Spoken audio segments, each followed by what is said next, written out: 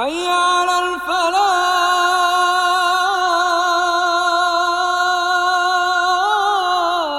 آؤ نیکی کی طرف، آؤ بھلائی کی طرف. سنیے اس رمضان آر جے مہاوش اور ہمارے special guest life coach motivational speaker Aamir Khadim Hussain کو حیا علی الفلاح میں.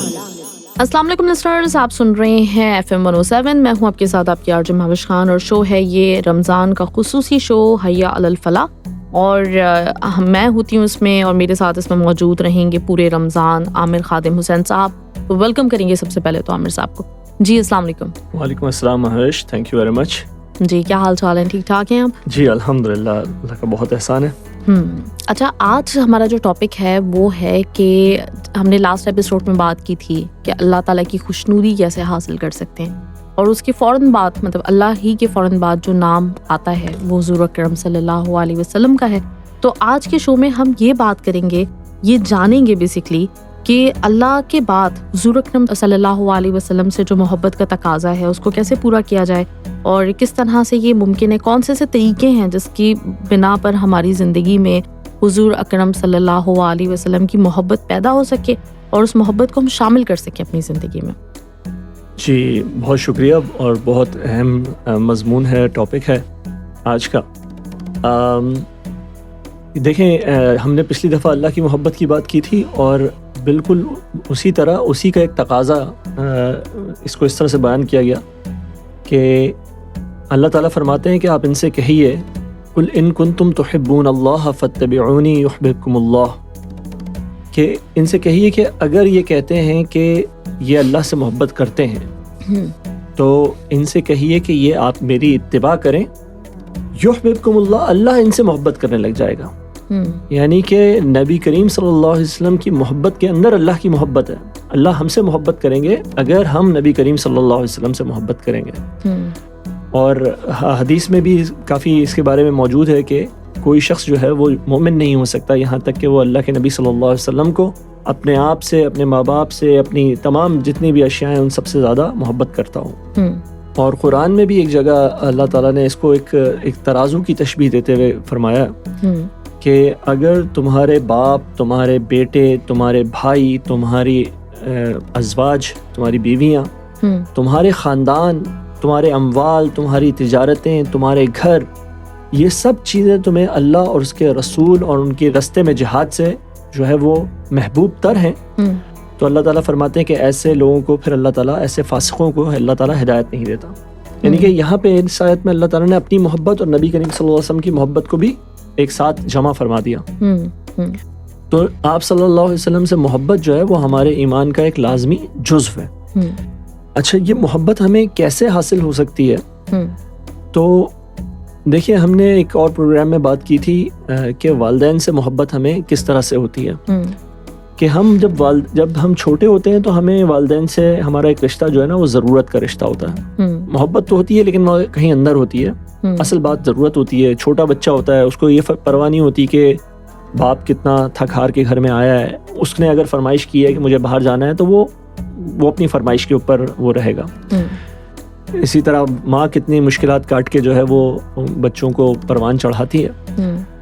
لیکن اور پھر ایک جوانی کی عمر آتی ہے جس کے اندر باقاعدہ انسان جو ہے وہ ریبل بن جاتا ہے، باغی ہو جاتا ہے. گھر والوں سے اس کو ہے بڑی ایک عجیب سی سچویشن، ایک ٹینشن کی سچویشن جو ہے وہ قائم ہو جاتی ہے.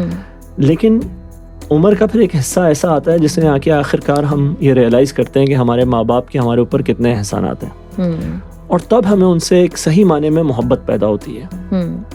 اور جو لوگ خوش قسمت ہوتے ہیں اس وقت ان کے ماں باپ ان کے ساتھ ہوتے ہیں، وہ ان کی خدمات کرتے ہیں، ان کو کوشش کرتے ہیں کہ ان کو اچھے سے رکھیں، اور اللہ تعالیٰ نے اس کو جنت کے کیا ایک سمجھے ایک طریقے سے ایک پروانہ قرار دیا ہے. تو بالکل اسی طرح جس طرح اب ہم بڑے ہو کے اپنے والدین کے احسانات کو سمجھ کے پھر ان سے محبت کرتے ہیں، اسی طرح نبی کریم صلی اللہ علیہ وسلم سے بھی محبت ہمیں، دیکھیں اب وہ شخصی طور پہ ہمارے ساتھ نہیں ہے، ہمیں ان کی صحبت میسر نہیں ہے، تو ہمیں ان سے محبت کرنے کے لیے وہی دیکھنا ہوگا کہ ہم ان کے احسان مند کیسے ہیں. اللہ تعالیٰ نے نبی کریم صلی اللہ علیہ وسلم کے ذریعے اپنے دین کو مکمل فرمایا. اس نے وہ محسن انسانیت ہے, وہ صرف ہمارے محسن نہیں ہیں, ہم صرف ان کے ہم احسان مند نہیں ہیں بلکہ پوری انسانیت ان کی احسان مند ہے کہ اللہ تعالیٰ نے ان کے ذریعے سے اپنے اس کامل دین کو, کامل نظام حیات کو ہمارے اوپر بھیجا, ہماری طرف بھیجا. اور یہ کوئی آسان کام نہیں تھا. اور آپ صلی اللہ علیہ وسلم کو بالکل شروع میں ہی, بالکل سورہ مزمل میں اللہ تعالیٰ فرماتے ہیں اِنَّا سَنُلْقِي عَلَيْكَ قَوْلًا ثَقِيلًا, ہم تو آپ کے اوپر ایک بہت بھاری بات نازل کرنے والے ہیں. یہ بات جو ہے ایسی بات ہوگی, آسان کام نہیں ہوگا, بلکہ جو لوگ آپ کو آج صادق اور امین کہتے ہیں یہ آپ کو کاذب کہیں گے, جھوٹا کہیں گے, آپ کو ساحر کہیں گے, جادوگر کہیں گے, کاہن کہیں گے. اور یہ سب ہم نے دیکھا. اور وہی لوگ جو نبی کریم صلی اللہ علیہ وسلم سے حجر اسود لگواتے ہیں خانہ کعبہ میں, وہی لوگ ہیں جو طائف کے اندر نبی کریم صلی اللہ علیہ وسلم کو پتھر مار رہے ہیں. آپ صلی اللہ علیہ وسلم کے جو ہیں وہ جوتے خون سے بھر رہے ہیں. تو یہ اتنی مشکلات اٹھا کے آپ صلی اللہ علیہ وسلم نے وہ اللہ کا وہ کامل نظام, وہ دین ہم تک منتقل فرمایا. اور پھر اس کام کو اپنی زندگی کے اندر ایک ایسی حد تک لے کے گئے کہ جو اس سے پہلے کوئی نبی نہیں لے کے جا سکے. یعنی کہ وہ تو اللہ ہی کی مرضی تھی, لیکن بہرحال آپ صلی اللہ علیہ وسلم نے اس کے اندر جو محنت کی, جو اللہ کے حکم کے مطابق اپنا تن من دھن ان کام کے اوپر لگا دیا, اور پھر راتوں کو کھڑے ہو کے اللہ کے سامنے امتی امتی, اے اللہ میری امت, اے اللہ میری امت. تو یہ امت تو نبی کریم صلی اللہ علیہ وسلم کے احسانوں کے تلے دبی ہوئی ہے. جب ہم اپنے دین کو سمجھنے کی کوشش کرتے ہیں اور ہم اس کے دین میں آگے بڑھنے کی کوشش کرتے ہیں تو ہمیں احساس ہوتا ہے کہ واقعتاً ہمارے نبی صلی اللہ علیہ وسلم کے ہمارے اوپر کتنے احسانات ہیں, اور تب ہمیں ان سے محبت پیدا ہوتی ہے. اچھا, لیکن ساتھ میں جیسے میں نے عرض کیا آپ سے, تو اس محبت کا ہمارے ہاں یہ محبت کا دعویٰ جو ہے ہم بہت سارے لوگ کرتے ہیں, ٹھیک ہے, ہم نعروں میں سنتے ہیں, یا نعروں کے اندر ہمارے نبی صلی اللہ علیہ وسلم کی محبت بہت زیادہ ہے, لیکن لوگوں کی زندگیوں کے اندر نبی کریم صلی اللہ علیہ وسلم کی محبت نہیں ہے, یا بہت خال خال ہی دیکھنے میں آتی ہے. تو یہ محبت جو ہے یہ کہاں کیسے نظر آئے گی, یہ بڑا ایک اہم معاملہ ہے کہ نبی کی محبت اس کی اطاعت میں ہے, صرف دعووں میں نہیں ہے. آپ صلی اللہ علیہ وسلم سے جیسے میں نے ابھی عرض کیا کہ محبت کی بنیاد وہ نظام ہے جو وہ لے کر آئے, اور وہ اس نظام کے لیے وہ کوششیں ہیں جو انہوں نے کی. تو اگر ہم اس نظام کو نہ مانیں اور ہم کہیں کہ جب نظام کے لانے والے سے ہمیں محبت ہے, تو یہ ایک دوغلاپن ہوگا. تو بہت ضروری بات کیا ہے کہ اس محبت کے اندر, یہ ایسی ہی بات ہے کہ ہم کوئی شخص اپنے والد کے ساتھ بیٹھا ہوا اور ان سے کہتا رہے جی میں آپ سے بہت محبت کرتا ہوں, بہت محبت کرتا ہوں, اور والد کہیں کہ جی بیٹا مجھے ذرا پانی پلا دیجیے, میں بابا میں تھکا ہوں. تو یہ پتہ لگ جاتا ہے کہ محبت کا جو دعویٰ ہے اس کا پول کھل جاتا ہے فوراً سے. بالکل. تو محبت جو ہے وہ اطاعت کے اندر ہے, اور بلکہ جیسے جو میں نے آیت آپ کے سامنے پڑھی قُلْ إِن كُنتُمْ تُحِبُّونَ اللَّهَ فَاتَّبِعُونِي, وہاں اطاعت سے اوپر ایک اور چیز کا حکم ہے, اتباع کا بھی. اطاعت تو وہ ہے کہ جہاں پہ کوئی حکم دیا جائے اور بندہ وہ کام کرے. اتباع وہ ہے جہاں پہ حکم بھی نہ ہو, لیکن صرف یہ جان کے کہ اس کام کے اندر اس شخص کی خوشنودی ہے, اس ہستی کی خوشنودی ہے, وہ مجھ سے خوش ہوں گے, وہ کام بھی کیا جائے جس کا حکم بھی نہ ہو. تو ہمیں تو نبی کریم صلی اللہ علیہ وسلم کی محبت جو ہے وہ ہمارے ایمان کا, جیسے میں نے کہا, حصہ ہے. اس کا ادراک اور اس کا شعور اور اس کو کا بڑھنا اسی بات پہ ہوگا کہ ہم پہلے تو یہ سمجھیں کہ وہ کامل نظام زندگی جو نبی کریم صلی اللہ علیہ وسلم لے کر آئے وہ کیا ہے, پھر اس نظام زندگی کے لیے انہوں نے کتنی قربانیاں دیں کہ اس نظام زندگی کو نافذ کیا جا سکے.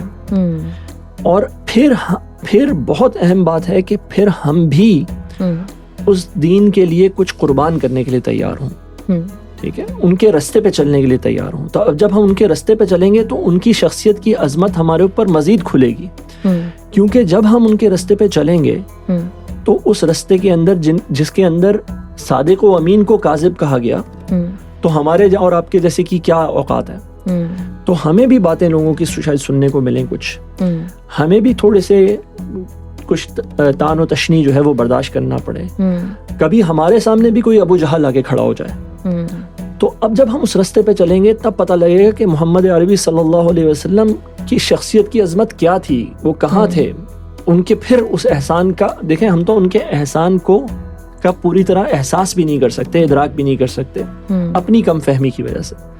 لیکن یہ ادراک ہمارے سامنے تبھی کھلے گا جب ہم اس راستے پہ چلنے کی کوشش کریں گے. زبردست, بہت اچھی آپ نے بات کی. اچھا, اس میں ایک جو چیز جو مجھے آج کل کے دور میں بہت ہی زیادہ مسنگ لگتی ہے, مجھے نہیں پتا کہ یہ سلسلہ کب سے جاری ہے, لیکن یہ کہ ایک حضور اکرم صلی اللہ علیہ وسلم کی جو سیرت مبارکہ ہے وہ ہم لوگوں کو بہت کم, مطلب اگر ہم اپنے دیکھیں, ہم اسکولس کی اگر بات کریں تو ہم نے جو اردو میں یا پھر ہم نے اسلامیت کے کچھ چیپٹرز پڑھے ہیں حضور اکرم صلی اللہ علیہ وسلم کے بارے میں, تو وہ بڑی محدود سی مطلب کچھ باتیں ہوتی ہیں کہ وہ سچ بولتے تھے اور وہ صادق و امین کہلاتے تھے.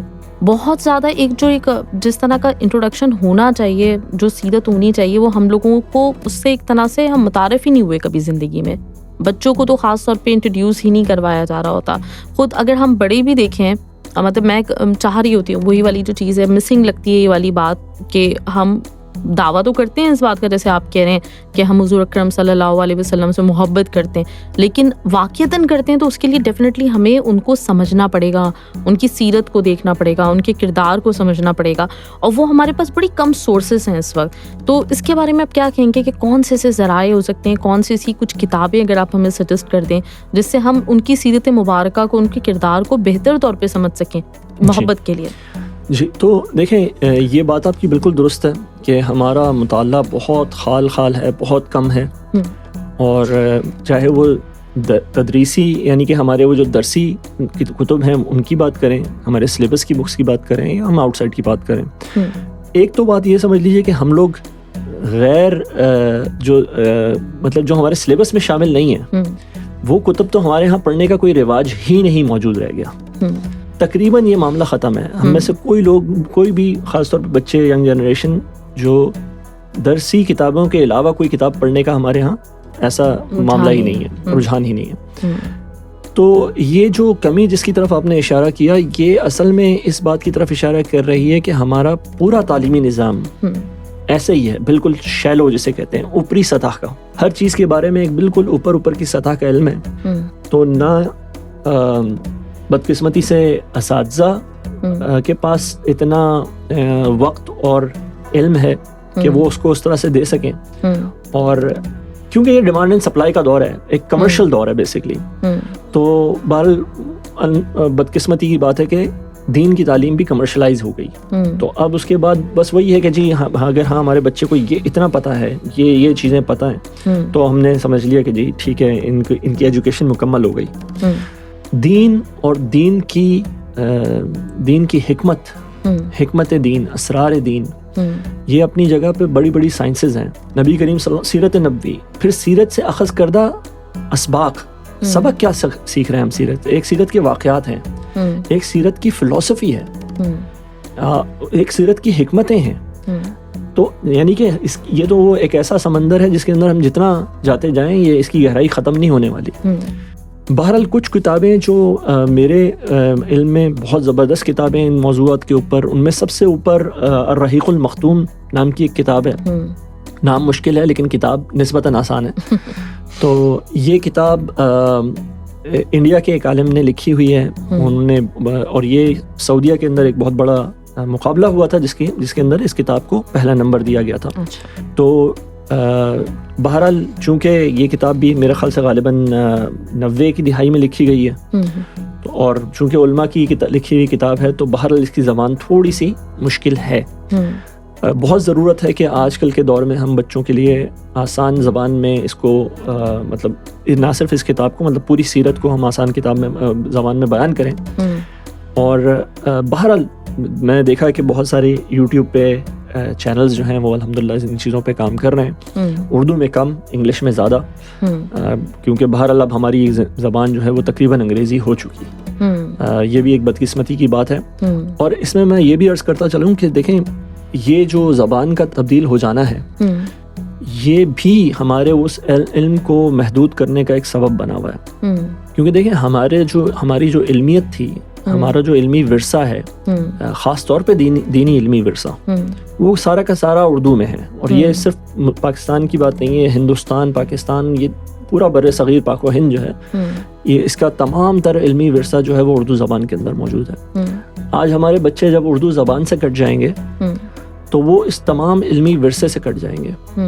تو اب ٹھیک ہے, اب ہمیں ان کو سمجھانے کے لیے بھی انگلش کا سہارا لینا پڑ رہا ہے, جو کہ بذات خود ایک یعنی کہ ایک کمپرومائز ہے, ایک ورک اراؤنڈ ہے.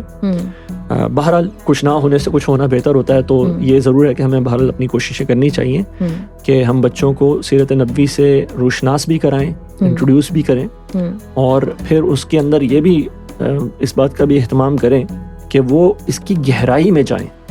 صرف دیکھیں نالج یا انفارمیشن لینا ایک چیز ہوتی ہے کہ ہمیں پتا ہو کہ آپ صلی اللہ علیہ وسلم کس سال میں پیدا ہوئے, کس سال میں آپ وصال ہوا, کس سال میں ہجرت ہوئی, کس سال میں فلانی جنگیں ہوئیں, بڑے بڑے واقعات کی ڈیٹس ہمیں پتہ ہوں, واقعات پتہ ہوں. تو واقعات کا پتہ ہونا ضروری ہے, لیکن واقعات کے پیچھے جو حکمت ہے, جو چیزیں کار فرما ہو رہی ہیں, وہ سمجھنا اس سے بھی زیادہ ضروری ہے. صلح حدیبیہ سے ہم نے کیا سیکھا, میثاق مدینہ سے ہم نے کیا سیکھا, ہجرت کیوں کرنی پڑی. مطلب اگر آپ ویسٹرن, اب یہی بات ہے کہ جہاں پہ اگر ہم انگلش مورخین کو پڑھیں گے تو وہ کہتے ہیں جی محمد صلی اللہ علیہ وسلم جو ہیں وہ معاذ اللہ ناکام ہو گئے مکے میں, اس لیے وہ ہجرت کر کے جان بچا کے مدینہ تشریف لے گئے. اور بہت سارے ہمارے مسلمان لوگ بھی اس طرح سے ہی اس بات کو سمجھ لیتے ہیں کہ وہ غالباً جیسے جان بچا کے مدینہ تشریف لے گئے. حالانکہ اب صرف حکمت کے تحت میں جو بات کر رہا تھا اس کو عنوان کو سمجھانے کے لیے میں عرض کر دوں کہ دیکھیں آپ صلی اللہ علیہ وسلم جو ہے وہ اپنی بات پہ اڑے ہوئے ہیں. ٹھیک ہے, اپنی بات پہ استقامت انہوں نے اختیار کی ہوئی بھی ہے, اپنی بات تبدیل نہیں کی. ورنہ تو قریش ہی کہہ رہے تھے کہ آپ جو ہیں آپ کو بادشاہ چاہیے, ہم بادشاہ بنا دیتے ہیں آپ کو مال و دولت چاہیے, ہم آپ کو مال و دولت دے دیتے ہیں. لیکن آپ صلی اللہ علیہ وسلم ان سب باتوں کا انکار کر کے جس ایک بات کی دعوت دے رہے ہیں اسی بات کی دعوت دے رہے ہیں. تو جو اصل تھا وہ یہ تھا کہ اس کی دعوت آگے جائے. اب مکہ میں جب دعوت کے جتنے بھی مطلب 13 سال جو ہے مکہ کے اندر آپ نے دعوت دی, اب جتنے بھی اس کی ڈائمینشنز تھے وہ کور کرنے کے بعد آپ صلی اللہ علیہ وسلم نے کہا کہ اب ٹھیک ہے یہاں پہ یہ دعوت آگے نہیں بڑھ رہی, تو ہم کہیں اور جا کے یہ دعوت دیں گے, اور تو اس کے لیے مدینہ کا انتخاب ہوا. تو سیرت کی حکمت کو سمجھنا بھی اتنا ہی اہم ہے ہمارے لیے. بہت زبردست. اچھا, اس کے ساتھ ہی ہم ایک بریک لیتے ہیں, بریک کے بعد واپس آتے ہیں, تو بریک کے بعد پھر ہم آپ سے بات کنٹینیو کرتے ہیں اسی حوالے سے. تو لسنرز آپ ہمارے ساتھ ہی رہیے, آپ سن رہے ہیں حیا علی الفلاح FM 107 پہ, ہم آپ کے ساتھ ہیں, بس تھوڑی دیر میں واپس آتے ہیں. آپ سن رہے ہیں حیا علی الفلاح with RJ Mehwish, only on FM 107 دل سے دیسی. جی تو ویلکم بیک ایک دفعہ پھر سے آپ کو حیا علی الفلاح میں, اور ہم بات کریں آج اس حوالے سے کہ حضور اکرم صلی اللہ علیہ وسلم کی محبت دلوں میں کس طرح سے پیدا کی جائے. اور ابھی عامر صاحب نے بہت اچھے پوائنٹس بتائے, اسی سے میرے ذہن میں ایک دو باتیں آئی ہیں وہ میں پوچھنا چاہوں گی. اور بلکہ ایک تو یہ چیز کہ ہم لوگ نا مطلب آج کل کے اگر دور میں دیکھا جائے عامر صاحب, تو ہم سیاست کا جو ورڈ ہے وہ ایک بہت ہی نیگیٹو معنوں میں پوری دنیا میں استعمال کیا جاتا ہے. ابھی آپ نے جو بات کی تھی ہجرت کی یا جو بھی حکمت عملی اپنائی گئی, تو ڈیفینیٹلی وہ بہت حد تک جو ہے نا وہ ہمیں حضور اکرم صلی اللہ علیہ وسلم کی سیاسی بصیرت کو بھی شو کرتی ہے. آج کل ہم لوگ بالکل وہ لیڈرشپ اور سیاست اور ان چیزوں سے بالکل پیچھے ہیں, تو ہم لوگ ان چیزوں کو سمجھ نہیں پاتے. لیکن ڈیفینیٹلی مطلب میں یہاں پہ صرف یہ بات اس لیے کر رہی ہوں کہ ہم لوگوں کو اس طرف بھی توجہ دینی چاہیے کہ کون سے کس طرح کے جو اسباب ہیں, کون سے طریقہ کار ہیں, وہ کون سی حکمت عملی ہے, وہ کس موقع پہ اڈاپٹ کرنی چاہیے. وہ حضور اکرم صلی اللہ علیہ وسلم کی زندگی میں ہر پہلو سے ہمیں سمجھ میں بھی آتی ہے اور دکھائی دیتی ہے, تو وہ ہمیں ڈیفینیٹلی سیکھنے کی ضرورت ہے. اچھا, دوسری ایک جو چیز ابھی آپ جو بات کر رہے تھے اس سے میرے ذہن میں جو آئی تھی, آپ نے کہا کہ ہم اگر سیرت پڑھتے بھی ہیں تو ہم یہ دیکھتے ہیں کہ اچھا انہوں نے اس سن میں ہجرت کی تھی اور اس سن میں یہ ہوا تھا.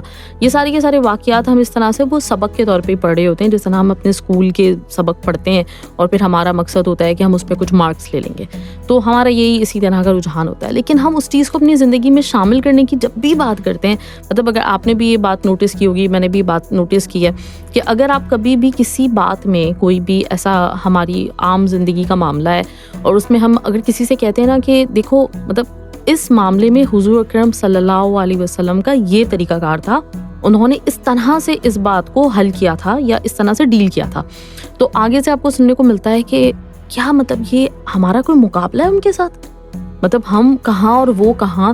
ہم تو مطلب وہ تھے نا, وہ تو حضور تھے, وہ تو ان کے لیے تو دنیا بنائی گئی تھی, وہ کر سکتے تھے, لیکن ہمارے لیے تو مطلب ہم تو نہیں کر سکتے. تو یہ جو چیز ہے مطلب ہمیں ایک طرح اللہ تعالیٰ نے بھی جو انٹروڈکشن کروایا حضور اکرم صلی اللہ علیہ وسلم کا, وہ یہی تھا کہ وہ ہمارے لیے ایک مثال ہیں, ایگزامپل ہیں.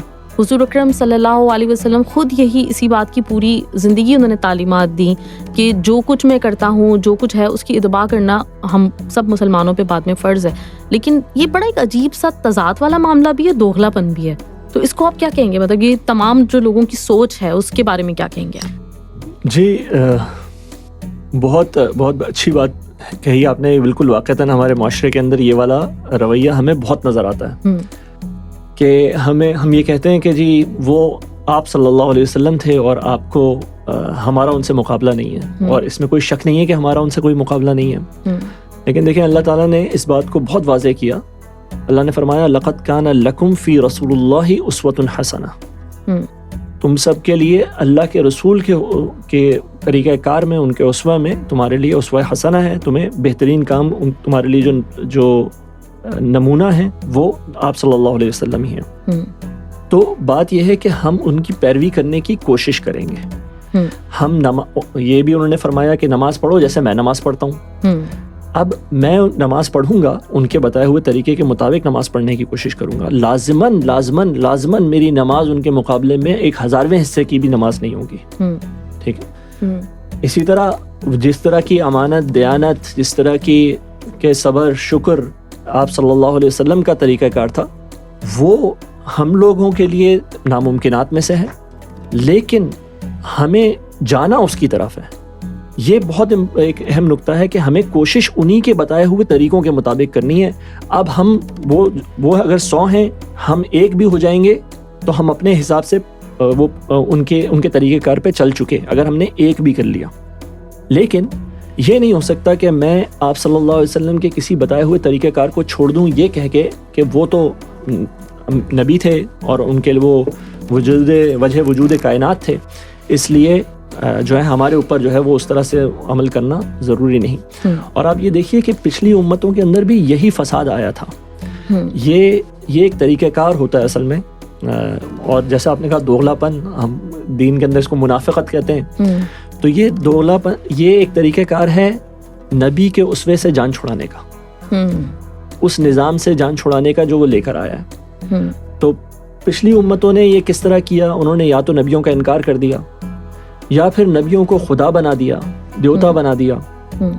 تو جیسے ہم کچھ تواریخ میں پڑھتے ہیں, یا انہوں نے اپنے انبیاء کے کردار کو مسخ کر دیا, ان کو کہہ دیا, بتایا کہ جی وہ تو معاذ اللہ جھوٹ بھی بولتے ہیں اور چوری بھی کرتے ہیں. یہ اگر آپ مختلف مذاہب کے نام دیکھیں تو انہوں نے اپنے انبیاء کی تخفیف کر دی, ان کو اپنے برابر لے کر آ گئے. تو اب جب انبیاء جھوٹ بول رہے ہیں معاذ اللہ, تو ہمارے جھوٹ بولنے میں کیا مسئلہ ہے؟ اگر وہ کسی کی حق تلفی کر رہے ہیں تو ہمارے حق تلفی کرنے میں کیا مسئلہ ہے؟ تو انہوں نے ان کو نیچے لے گئے. یا پھر دوسرا کام کیا کرتے ہیں کہ ان کو اتنا اوپر کیا کہ خدا سے ملا دیا. تو خدا سے ملانے کا نتیجہ یہ نکلا کہ اب بھی ان کی پیروی نہیں ہو سکتی. تو اصل مسئلہ پیروی نہ کرنا ہے. حالانکہ انبیاء سارے کے سارے یہ کہتے ہوئے آئے کہ بھائی میری پیروی کرو, اللہ کا حکم مانو اور میری پیروی کرو. تو یہ تو لازماً ہمارے لیے ایک اس کے اوپر کوئی بات نہیں ہو سکتی کہ نبی کریم صلی اللہ علیہ وسلم ہمارے لیے نمونہ عمل ہے, اور ہمیں ان کے بتائے ہوئے طریقوں پر عمل کرنے کی کوشش کرنی ہے جو ہماری حد ہو. اللہ تعالیٰ نے اس کو ایک آیت میں اس طرح بیان کیا, فاتقوا اللہ ما استطعتم, اللہ کا تقوی اختیار کرو جتنی تمہاری استطاعت ہے. تم اپنی استطاعت سے زیادہ کر نہیں سکتے. تو ہم صحابہ نے عرض کیا کہ اللہ کے رسول صلی اللہ علیہ وسلم ہم اللہ کا تقوی اختیار کریں, حق کا تقاتی ہی ایک جگہ پہ آیا قرآن میں کہ اللہ کا تقوی اختیار کرو جیسے کہ اس سے تقوی اختیار کرنے کا حق ہے. تو صحابہ پریشان ہو گئے کہ اللہ کے رسول ہم ایسا تقوی کیسے اختیار کریں گے جو اللہ کا حق ہے. تو اللہ تعالیٰ نے اس بات کو اس طرح سمجھایا, فاتقوا اللہ ما استطعتم, اپنی استطاعت کے مطابق جو ہے اللہ کا تقوی اختیار کرو. تو اسی طرح ہم اپنی استطاعت کے مطابق نبی کریم صلی اللہ علیہ وسلم کے نقش پاکی جو ہے وہ پیروی کریں گے. صحیح, مطلب جو اس سے میں سمجھی ہوں یہ کہ ہم مطلب اتباع کریں گے ان کی، لیکن ظاہر سی بات ہے کہ مطلب جو ان کی شخصیت ہے، جس طرح کی ان کی شخصیت میں کاملیت ہے، تو وہ پرفیکشن تو ہمارے اعمال میں نہیں آ سکتی، لیکن یہ کہ ہمیں ان کی جو ان کی سیرت ہے اس کو فالو ضرور کرنا چاہیے، وہ ہماری ایک رسپانسبلٹی ہے. اچھا، ایک اور جو معاملہ ہے نا وہ سنت کا معاملہ ہے کہ ہم لوگ جب سنت کو دیکھتے ہیں حضور اکرم صلی اللہ علیہ وسلم کی، کہ انہوں نے مطلب جو ان کے اعمال تھے، جس طرح سے وہ بات کرتے تھے، جو ان کا ایک حلیہ مبارک تھا، وہ سب کچھ، تو اس کو لے کے بھی آج کل کی جو ایک دنیا ہے، یا پھر آپ کہیں کہ ہمارا خاص طور پہ یہ جو ہندوستان، پاکستان، بنگلہ دیش والی جو جگہ ہے، وہاں پہ ایک خاص مائنڈ سیٹ ہے اس چیز کو لے کے. مطلب ہم بہت ساری چیزوں کو اس طرح سے دیکھ رہے ہوتے ہیں، جیسے اگر میں پاکستانی معاشرے کی بات کروں تو ہمارے یہاں چونکہ ہمارے کلچر میں شلوار قمیض ہے، تو ہم لوگ اس چیز کو ویسے لیتے ہیں جیسے یہ اگر ہم نے یہ نہیں کیا. ابھی ہمیں بہت سارے اسکالرس ایسے نظر آ رہے ہیں جو آپ بھی دیکھتے ہوں گے، میں بھی دیکھتی ہوں، جن کا بالکل ڈفرینٹ ایک حلیہ ہوتا ہے، پیرنٹس ان کی بالکل ڈفرینٹ ہے، تو ان لوگوں کو لوگ اس لیے ایکسیپٹ نہیں کر رہے ہوتے کیونکہ ان کا وہ والا جو انہوں نے ایک بنایا ہوا ہے پیرنٹس، تو وہ اس کو سنت سے جوڑ رہے ہوتے ہیں. تو اس میں چاہوں گی کہ آپ تھوڑی ہماری مطلب ہمیں گائیڈ کریں کہ اس چیز کو ہمیں کیسے لینا چاہیے. جی دیکھیں، ہمارے فلسفہ میں بہت پہلے سے بھی یہ بات ہوئی کہ ایک ہر چیز کا ظاہر ہوتا ہے اور ہر چیز کا باطن ہوتا ہے.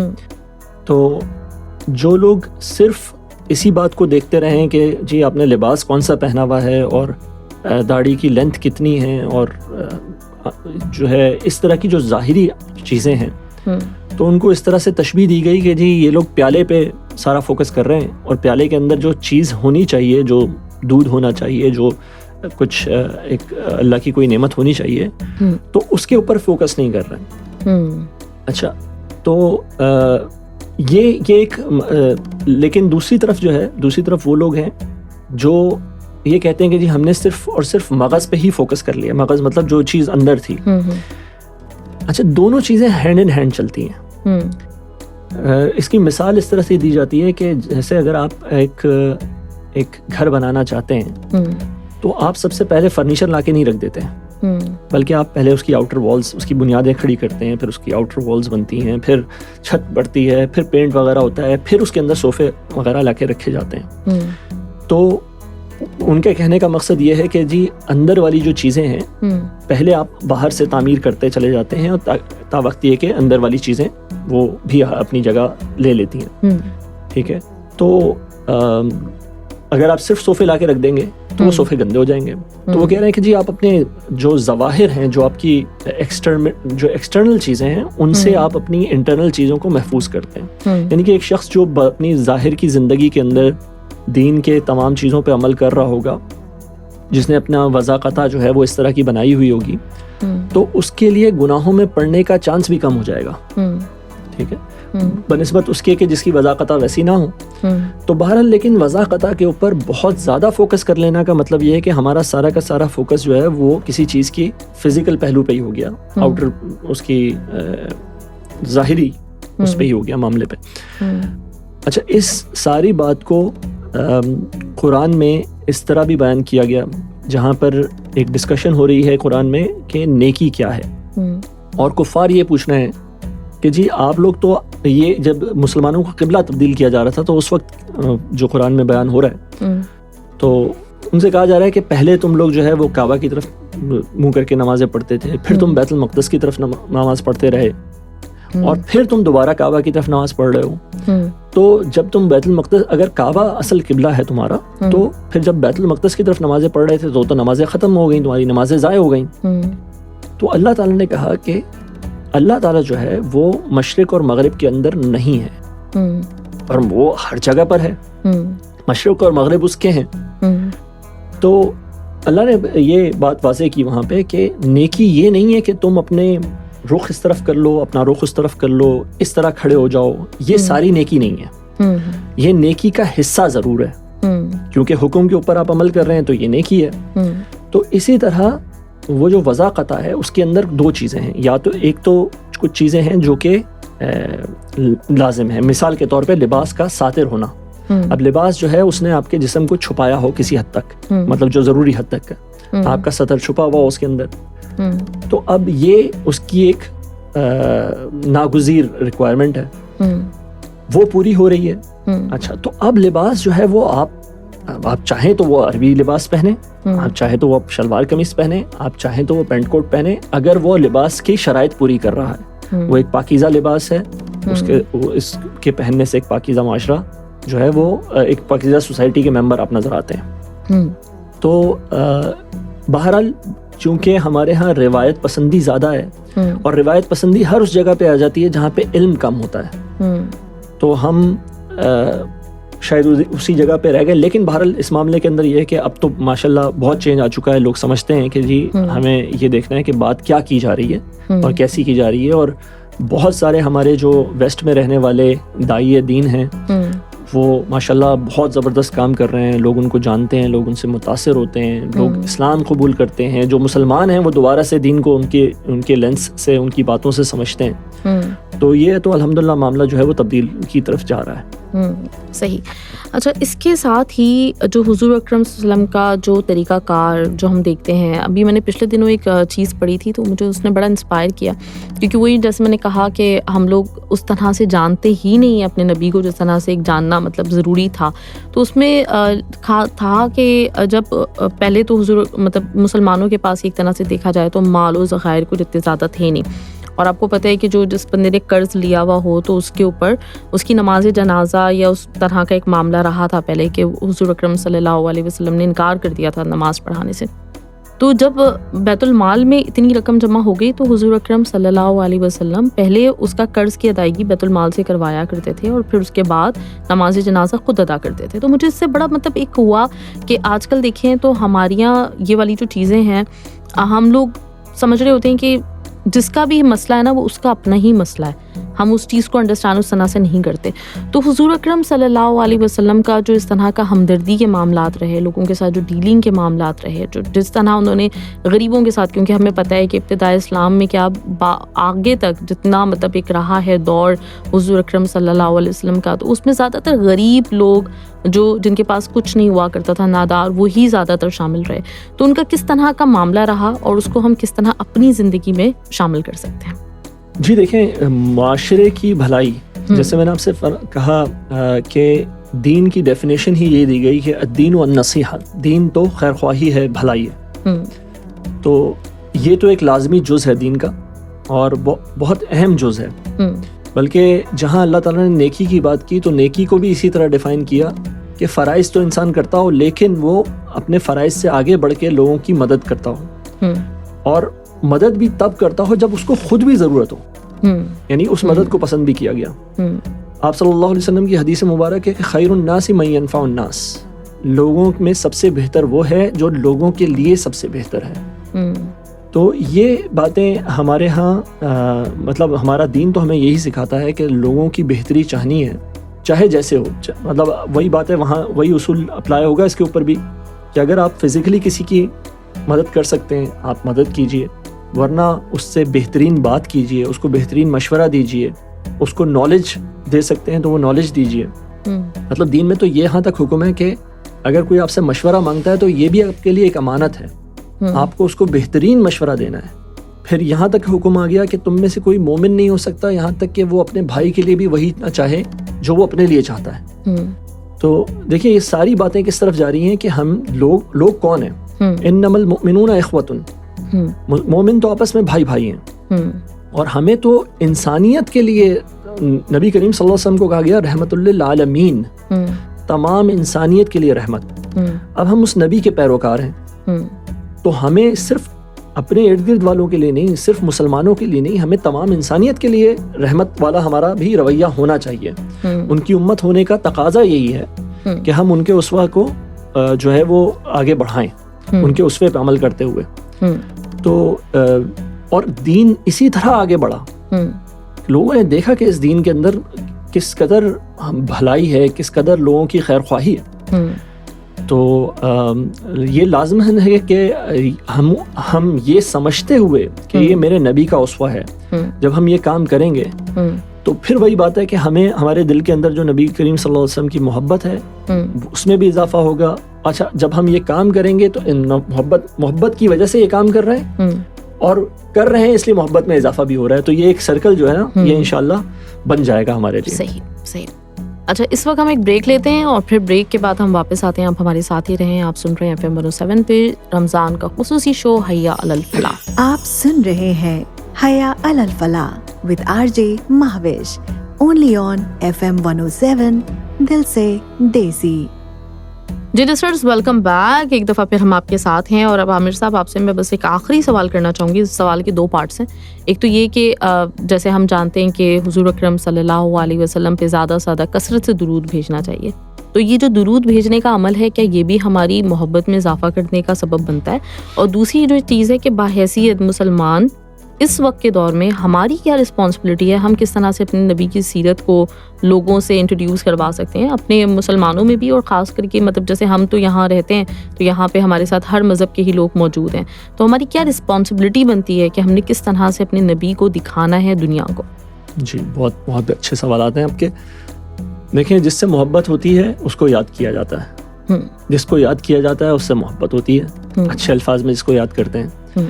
اللہ تعالیٰ نے ہمارے اوپر ایک نعمت کی کہ اپنے نبی کو یاد کرنے کا طریقہ ہمیں بتا دیا، اور طریقہ ایسا بتا دیا کہ جس کو ہم اختیار کریں تو حدیث میں آتا ہے کہ ہمارے گناہ بھی معاف ہوتے ہیں، ہماری جو ہے وہ حسنات میں، بھلائیوں میں، اچھائیوں میں، ثواب میں اضافہ بھی ہوتا ہے، تو اور جنت میں ہمارے درجے بلند ہوتے ہیں.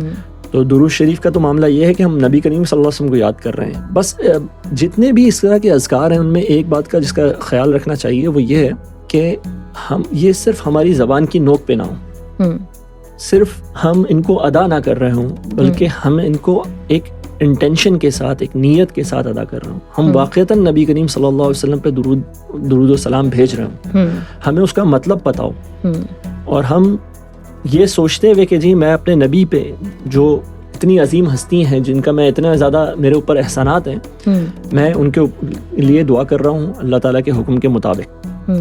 تو یہ سب کرتے ہوئے یہ یقیناً درود شریف جو ہے وہ ہمارے لیے، ہم تو اس کو سمجھتے ہیں کہ جی ہمارے لیے نجات کا ایک ذریعہ ہے بہت بڑا. اور دوسرا بہت اہم سوال تھا آپ کا کہ ہم اپنے نبی کی سیرت کو کس طرح انٹروڈیوس کرائیں دنیا کو. تو دیکھیے آج ہمارے دین کو اور ہمارے نبی کو، ان سب چیزوں کو جن کے کنٹرول میں زیادہ تر میڈیا ہے، وہاں سے ان سب چیزوں کو ڈیمونائز کیا جا رہا ہے. ان کو کہا جا رہا ہے کہ جی مسلمان کا کیسے ہیں، ان کو تو یہ تو پچھلی صدیوں کے لوگ ہیں، ان کو ان صدیوں کا میں رہنے کا طریقہ نہیں پتہ، ان کو یہ سیویجز ہیں. اور اسی طرح نبی کریم صلی اللہ علیہ وسلم کی ذات مبارک کے اوپر بھی بہت سے جو ہیں وہ الزام تراشیاں کرتے ہیں. تو ان کے امتی ہونے کی حیثیت سے ہمارا فرض ہے کہ ہم دنیا کو اصلی نبی کریم صلی اللہ علیہ وسلم سے روشناس کرائیں، ان کے بارے میں بتائیں. اچھا بتاتے تو ہم رہیں. دیکھیں کتابیں بہت سارے عظیم لوگوں سے بھری پڑی ہیں، ان کے کارناموں سے، ان کے معجزات سے، ان کی کرامات سے. تو وہ ایک قصے کہانی کے طور پہ بات چلی جاتی ہے. اگر آپ صرف کہیں کہ جی وہ اتنے اچھے، مطلب کسی بھی مذہبی شخصیت کے بارے میں، کسی بھی مذہب کے مذہبی شخصیت کے بارے میں آپ سیم باتیں کہہ سکتے ہیں، یہی باتیں ہوئی بھی ہوں گی. لیکن نبی کریم صلی اللہ علیہ وسلم نے جو کمال کیا تھا وہ یہ تھا کہ آپ نے صرف باتیں نہیں کی، بلکہ آپ نے ان باتوں کے اوپر جو بھی اصول بنائے آپ نے، یا جو اصول اللہ تعالیٰ نے آپ کے ذریعے دنیا کو بتائے، آپ نے ان کے اوپر ایک معاشرہ قائم کر کے دکھایا. مواخات ہوئی تو لوگ بھائی بھائی بن گئے. جتنے بھی اصول تھے، معیشت، معاشرت، سیاست، تمام چیزیں اللہ کے رسول صلی اللہ علیہ وسلم نے تبدیل کر کے رکھ دیں. تو اگر یہ سب کچھ انہوں نے کیا تو ہم اگر آج صرف باتیں کہیں گے تو لوگ شاید اس طرح سے یہ بات نہیں سمجھیں گے.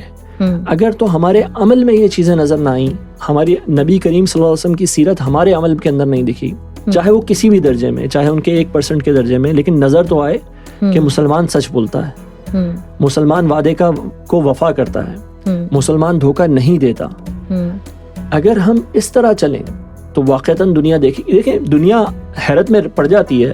ابھی یہ رمضان چل رہا ہے، کیا دنیا حیرت میں نہیں جاتی جب ہمارے 6, 7, 8 سال کے بچے کو دیکھتی ہے کہ وہ روزہ رکھتا ہے؟ دیکھیں پوری دنیا میں اس وقت سب سے بڑے بڑے مسائل میں جو ہے نا، وہ ایک مسئلہ ہے ڈائٹنگ. پوری دنیا سمجھنا چاہ رہی ہوتی ہے ڈائٹنگ کیسے کرنی ہے، ہم سے بھوک پہ کنٹرول نہیں ہوتا. اور ادھر ہمارے جیسے میں نے کہا کہ 6 سال کے بچے بھی ماشاءاللہ وہ روزہ رکھتے ہیں اور پورا روزہ رکھتے ہیں. اور 30 دن بھی رکھ لیتے ہیں تو دنیا حیرت میں پڑ جاتی ہے نا اس معاملے میں, کہتے ہیں مسلمان تو عجیب لوگ ہیں یہ. لیکن اسی طرح جس طرح یہ ہم لوگ روزے کے معاملے میں ان لوگوں کو حیرت میں ڈالتے ہیں, کیا یہ نہیں ہو سکتا کہ ہم اپنی دیانت کے ساتھ, اپنی سچائی کے ساتھ, اپنی صلہ رحمی کے ساتھ اور وہ تمام چیزیں جو نبی کریم صلی اللہ علیہ وسلم نے ہمیں سکھائی ہیں ان کے ساتھ ہم دنیا کو حیرت میں ڈال دیں کہ جی دیکھو یہ وہ دین ہے, یہ ایسا دین ہے جو اپنی قربانی دے کے بھی دوسروں کا بھلا چاہتا ہے. تو ایسا اگر ہو گیا تو ہم نے واقعتاً نبی کریم صلی اللہ علیہ وسلم کی امت ہونے کا کچھ حق ادا کیا ہوگا. اس سے ورنہ جو ہے یہ باتیں ہم بہت کر لیتے ہیں بدقسمتی سے, لیکن ہمیں اس سے آگے بڑھنا ہوگا اور نبی کریم صلی اللہ علیہ وسلم کی ذات مبارک سے پوری دنیا کو روشناس کرانا ہوگا. لازمی ہے کیونکہ آپ صلی اللہ علیہ وسلم رحمۃ للعالمین ہیں, آخری انسان تک جو اس دنیا میں آئے گا اس کے لیے بھی. یہ جو ہم نہیں بتا پا رہے تو یہ میرے اور آپ کے ذمے ایک قرض ہے, کیونکہ وہ شخص جب آپ ان رحمۃ للعالمین سے انٹروڈیوس نہیں ہو پا رہا, ان کو نہیں جان پا رہا, تو یہ ہم سب مسلمان جتنے بھی ہیں اس وقت 1.5 ارب 1.25 ارب ہمارے ذمے یہ ایک بہت بڑا قرض ہے. اللہ تعالیٰ ہمیں اس کو پورا کرنے والا اور قرض کو چکانے والا بنائے. بالکل زبردست, بہت اچھا. تو لسنرز اسی کے ساتھ ہمارے شو کا وقت اب ختم ہو گیا. انشاءاللہ تعالیٰ کل آپ سے ملاقات ہوگی. کل کے لیے میں ٹاپک آپ کو بتا دوں کہ ہم بات کریں گے کل جو رمضان چل رہے ہیں تو رمضان کی امپورٹنس کیا ہے, کتنا ضروری ہے اس بات کو سمجھنا, کس طرح سے ہم رمضان کو صحیح معنوں میں یوٹیلائز کر سکتے ہیں. تو انشاءاللہ تعالیٰ کل اس موضوع پہ بات ہوگی. بہت بہت شکریہ عامر صاحب آپ کا, اور انشاءاللہ کل ملاقات.